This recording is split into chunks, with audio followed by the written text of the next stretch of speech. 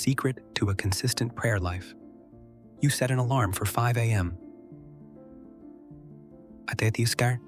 You download all the apps, and you tell yourself, with every ounce of willpower you can muster, this week will be different. But no matter what you try, your prayer life feels like a frustrating cycle of starting and stopping. You feel a surge of motivation. You pray for a few days, then life gets busy. You miss one day, and suddenly a whole week has gone by. The silence is deafening, and it leaves you feeling more guilty than grateful, more frustrated than fulfilled. But what if the secret to a consistent prayer life isn't about trying harder or scheduling better? What if it's something else entirely? We're about to tear down this idea that prayer is a spiritual chore and turn it into the life-giving conversation you actually crave. The Great Reframe. Look, if any of that sounds familiar, I want you to know you are not alone. For years, I struggled with that exact same cycle. I saw prayer as a performance, a spiritual test I had to ace. I thought the goal was to pray longer, better, more eloquently, and every single time I failed, I felt like I was letting God down. The guilt was so heavy, it made me want to avoid prayer altogether, because that felt easier than failing again. But everything changed when I finally understood a fundamental truth. What if I told you the secret to a consistent prayer life has almost nothing to do with your performance and everything to do with God's presence? It's not about achieving a perfect record, it's about cultivating a real relationship. Prayer wasn't designed to be a measure of your spiritual strength. It was designed to be your lifeline to God's strength. So many of us were taught, one way or another, that consistency is all about willpower. But true, lasting consistency doesn't grow from guilt, it grows from hunger. It's not born from the pressure to perform, but from a genuine desire to be with the one who loves you perfectly. So today, we're tearing down that performance mindset. We're going to replace it with 3 foundational secrets that will transform your approach to prayer forever. This isn't about a new formula, it's about a new freedom. The mindset shift, relationship over results. All right, the first and most important secret is this. You have to shift your goal from performance to presence. So many of us approach prayer like it's a test.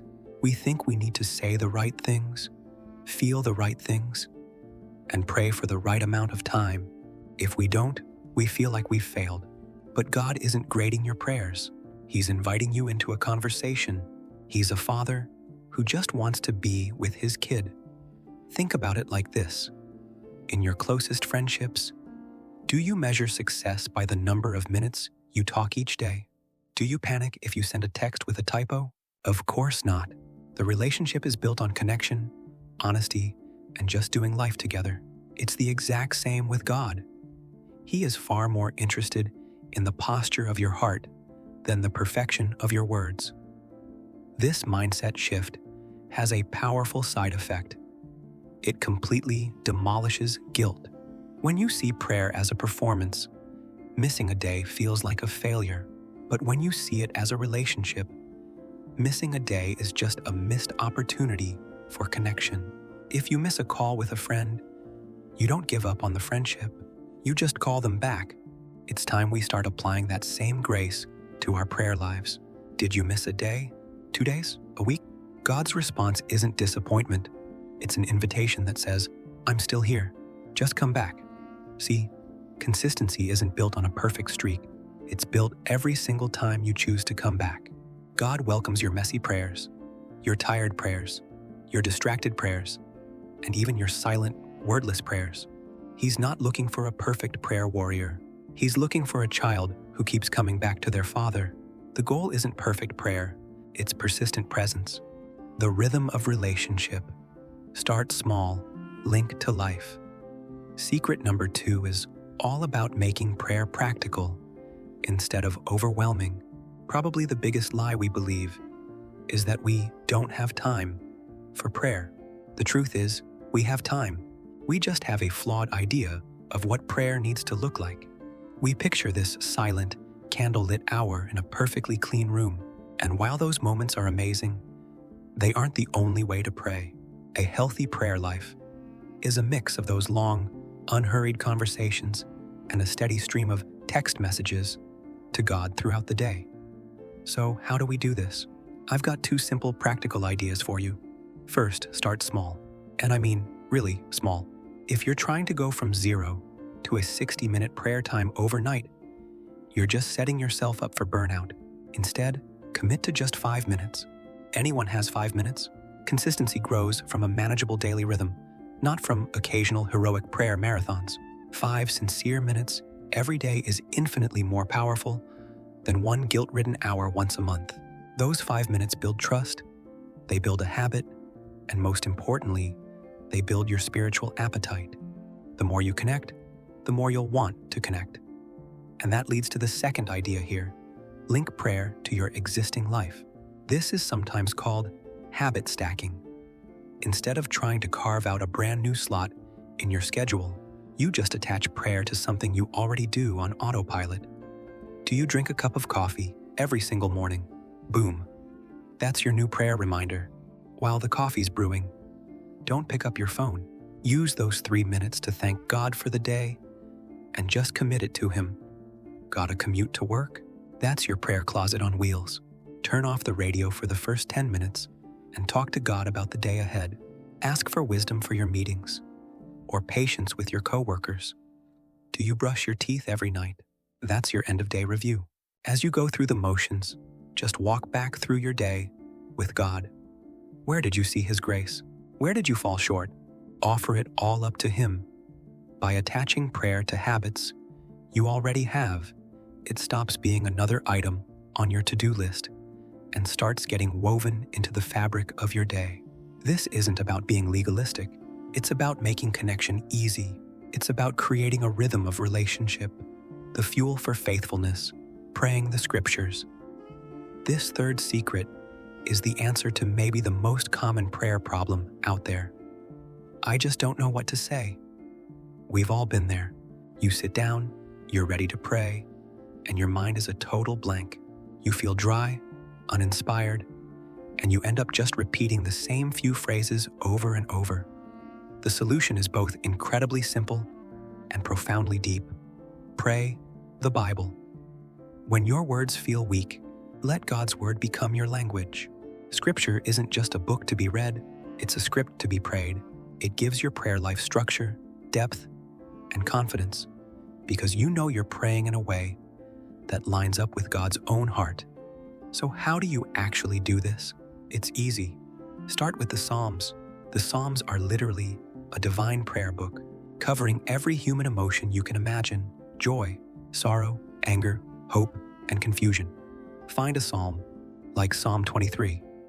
Read the first line, "The Lord is my shepherd, I shall not want." Don't just read it, pray it, make it personal. Say, "Lord, you are my shepherd. Right now, with my anxiety about my job, with my fear about the future, be my shepherd. Help me believe that with you, I really won't lack anything I truly need." Read the next line. "He makes me lie down in green pastures. He leads me beside still waters." Pray it right back to Him. "God, my soul feels so chaotic and loud. I need you to make me lie down. Please lead me to a place of peace, to those still waters. Quiet my soul. See what's happening?" You're no longer trying to invent prayers out of thin air. You're taking God's own word and turning it into a personal, intimate conversation. This one practice can be completely transformative. It fills your mind with truth while fueling your conversation with God. When you don't know what to say, just open the Bible and let God give you the words. "Okay, I can hear the what ifs already. This sounds great, but what if I get distracted?" You will. "What if I still feel dry and uninspired sometimes?" You will. Listen, a wandering mind isn't a sign of spiritual failure. It's a sign that you're a human being. The goal is not a perfectly empty, Zen-like mind. The goal is a heart that, when it wanders, gently returns its attention to God. Every single time you notice your mind drifting and you bring it back, that act of returning is a prayer in itself. It's an act of worship, So don't be discouraged by distraction. Be encouraged that you have a Father who patiently welcomes your focus back again and again and again. So, the secret to a consistent prayer life? It isn't some complicated formula. It's an open invitation. It's the freedom of knowing that prayer is a relationship, not a performance. It's the practicality of building a simple rhythm that actually fits your life. And it's the grace of knowing you can always return to God's presence, no matter how long you've been away. At the end of the day, you don't need to try harder. You need to connect deeper. Let go of the guilt. Start small and just talk to your Father. So here's the challenge. Jump into the comments right now and write, "I will stay consistent." Or, if you're up for it, share one small, simple way you're going to link prayer to your life this week. Is it with your morning coffee? On your commute? Let's fill this space with our commitment to turn prayer from a chore into the conversation it was always meant to be. If this video encouraged you, make sure you subscribe so you don't miss what we've got coming next. He is inviting you into His presence. May He give you the grace to simply show up, the peace to rest in that presence, and the joy of a conversation that never has to end. Amen. Remember, God is not grading your performance. He is inviting you into His presence. May He give you the grace to simply show up, the peace to rest in that presence, and the joy of a conversation that never has to end. Amen.